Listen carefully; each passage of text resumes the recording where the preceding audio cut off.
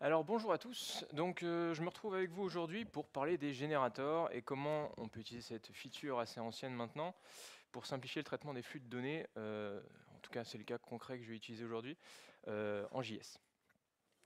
Donc un petit mot sur moi, donc je m'appelle Nicolas Remise, je suis Tech Lead JSTS et Data au sein d'une entreprise qui s'appelle Darva, on est éditeur logiciel à Niort, donc pour les assurances françaises globalement.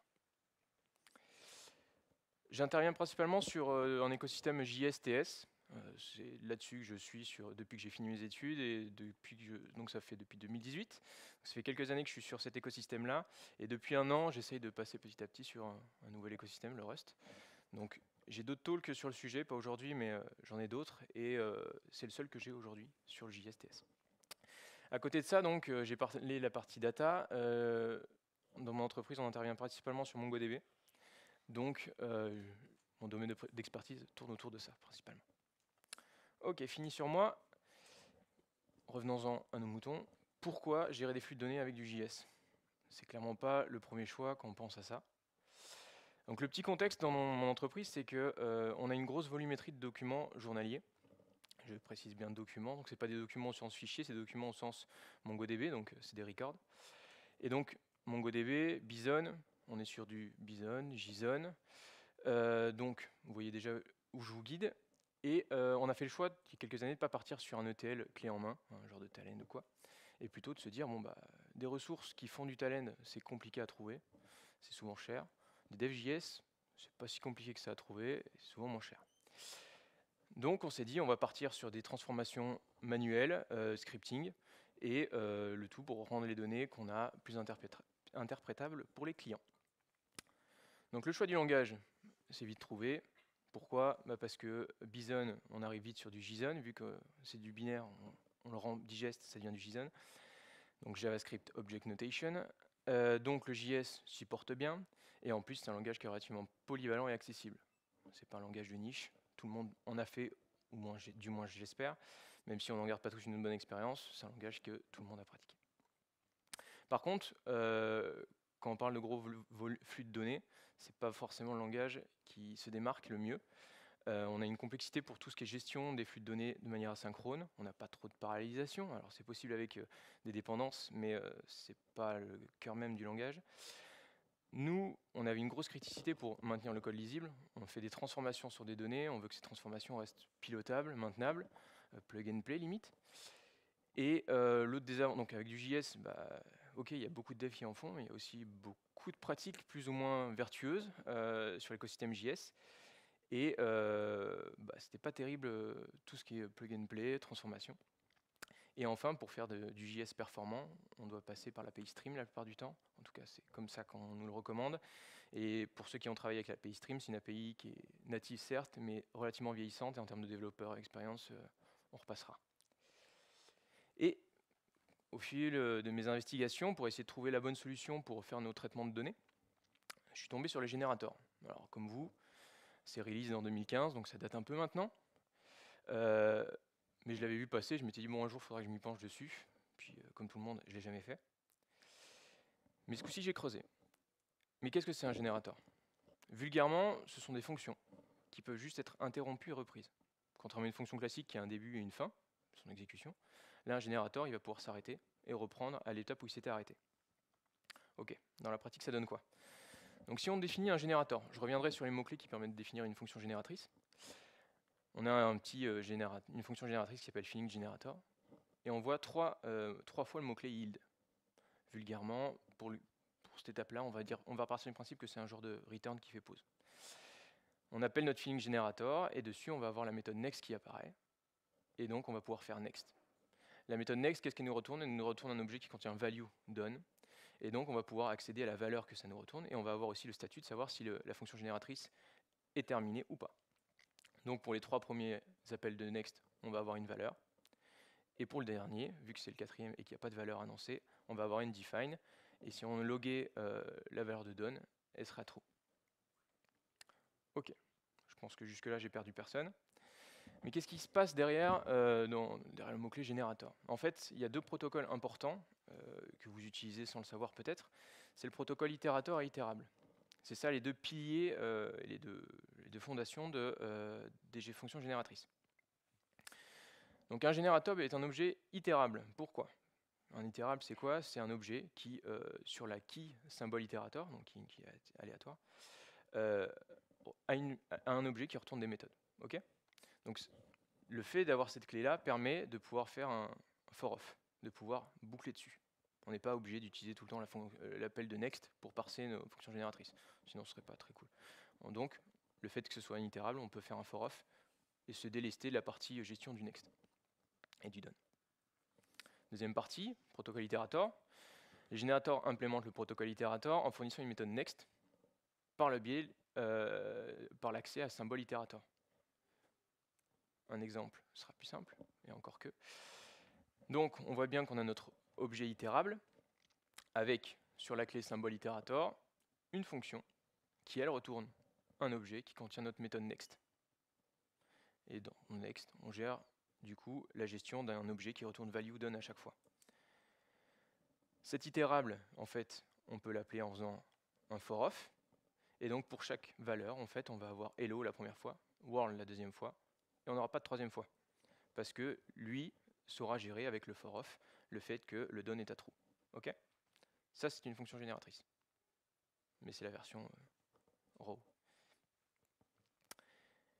Qu'est-ce que ça peut donner dans la pratique?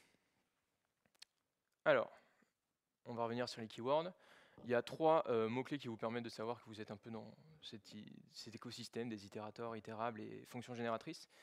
Déjà, le mot-clé yield, si vous le voyez apparaître, c'est que vous êtes dans une fonction génératrice. C'est vulgairement le return. On peut avoir des returns dans les fonctions génératrices, mais ça veut dire qu'on sort complètement de la fonction génératrice. Là, le yield, il va nous permettre juste de mettre pause à un moment donné, et la prochaine fois qu'on reprend, on reprendra là où il s'est arrêté. Le next, ça reprend l'exécution du générateur pour aller à l'étape suivante. Et là, le mot-clé function astérisque, qui nous permet de définir que ce n'est pas une fonction classique, mais bien une fonction génératrice. On verra dans un des exemples plus tard qu'il y a aussi le petit yield astérix, qui permet en fait de dire que le yield ne yield pas une valeur, mais yield un itérable, et du coup on va yielder le nombre, enfin autant de fois qu'il y a de valeurs. Ok, fin de la partie théorie, on va rentrer un peu plus dans la pratique. Donc l'idée initiale, moi, c'était de pouvoir faire un traitement chaîné sur flux de données. Donc pour le cas ici, on va partir du principe qu'on a un petit flux de données qui arrive en entrée, un fichier TXT qui contient du JSON, et on veut appliquer plusieurs transformations dessus. Et le but, c'est que les transformations soient simples à maintenir. Donc ça veut dire testable, ça veut dire facile à lire, facile à débugger, etc.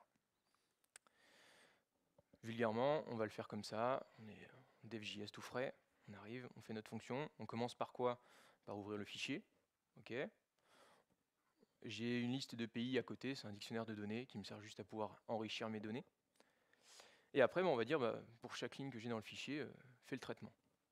Et donc, on va commencer par parser la string txt pour avoir ce coup-ci une représentation en objet JS. Avec la donnée, on va essayer d'enrichir avec les données du pays. Et après, on va construire une belle vue, une belle string qui synthétise toutes nos données, et on va la loguer. Pas très compliqué. On a quatre actions. On a le parsing, on a l'ajout des détails des pays, la construction de la sortie et le logging. Ce cas-là, il est simple, mais en soi, il peut être décliné autant de fois qu'on veut, vu que c'est des petites actions, mais on peut en avoir plein. C'est pas compliqué. Et donc, ce cas-là va nous permettre de voir comment on peut l'étendre et l'appliquer sur des problématiques beaucoup plus complexes, sans problème. Comment on passe au monde des générateurs? Ok. Donc déjà, on va faire un petit refacto. Une fonction génératrice, on peut partir de rien du tout et générer autant de records qu'on veut. Donc, typiquement, au lieu de lire le fichier en mode j'appelle juste ma fonction open et puis je lis mon fichier, on peut la transformer en fonction génératrice qu'on va appeler et qui, pour chaque ligne, va nous générer un record. On ouvre notre fichier et c'est le fameux yield étoile qui va nous permettre de dire, au lieu de retourner sur le yield toutes les lignes, et en fait, pour chaque ligne que tu as que tu obtiens avec le readlines, tu vas faire un yield.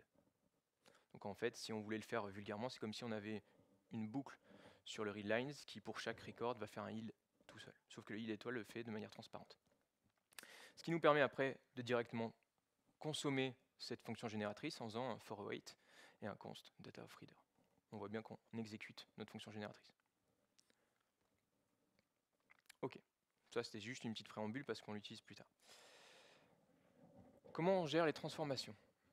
Alors, on a notre fameux JSON parse. On va prendre ce cas-là parce que la transformation est relativement simple. On appelle juste JSON parse sur la string.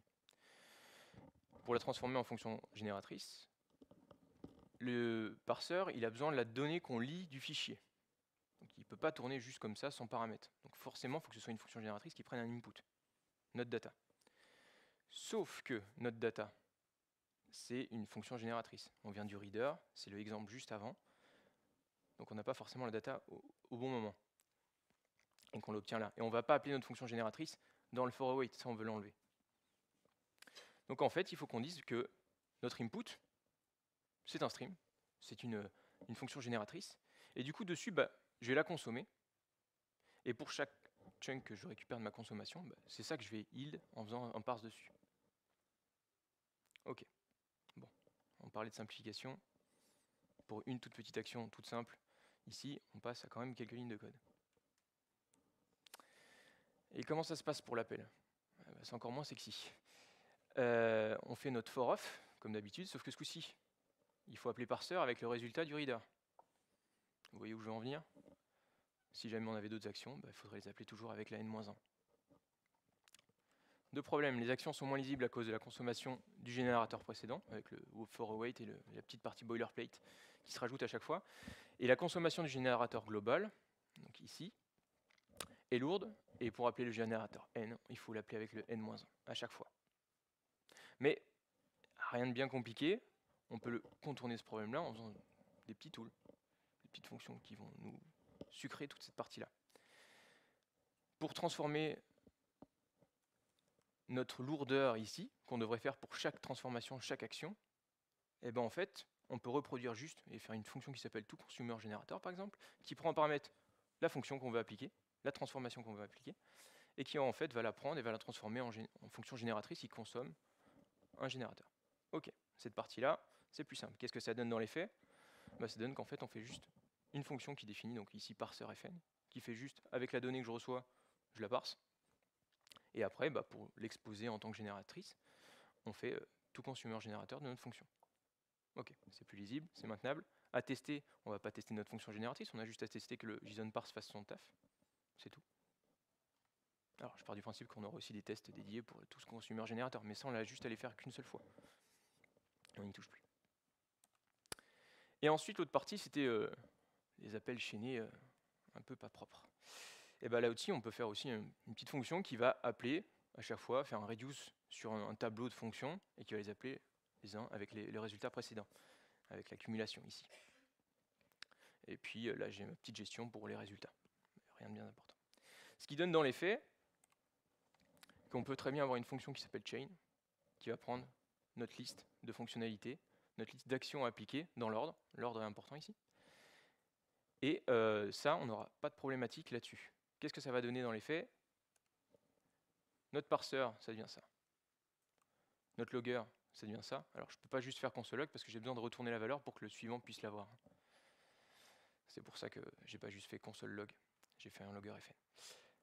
Notre add_country_details, ça devient ça. En fait, on revient vraiment aux bases de la fonctionnalité. Alors, vous allez me dire, on avait un script tout propre, là on le split pour splitter. Mais dans les faits, le fait de passer à tout ça, c'est qu'on va obtenir une fonction chain qui est bien propre, qu'on va pouvoir conditionner, on va pouvoir utiliser des variables d'environnement pour dire, là je veux faire un logger, par contre si je suis en mode prod, je ne veux pas loguer. Là celui-là, je veux que ça crache dans un fichier seulement si... Et en fait, on va pouvoir tout conditionner, tout gérer, et on va pouvoir splitter les logiques métiers des logiques de run, du traitement. Séparation des logiques. Si jamais on veut modifier l'ordre d'exécution de certaines actions, on ne va pas retoucher au script global, on va juste toucher à la méthode chain. L'avantage de tout ça, c'est qu'on va avoir une bonne séparation des logiques, je viens de le dire. On va avoir des briques logiques plug and play.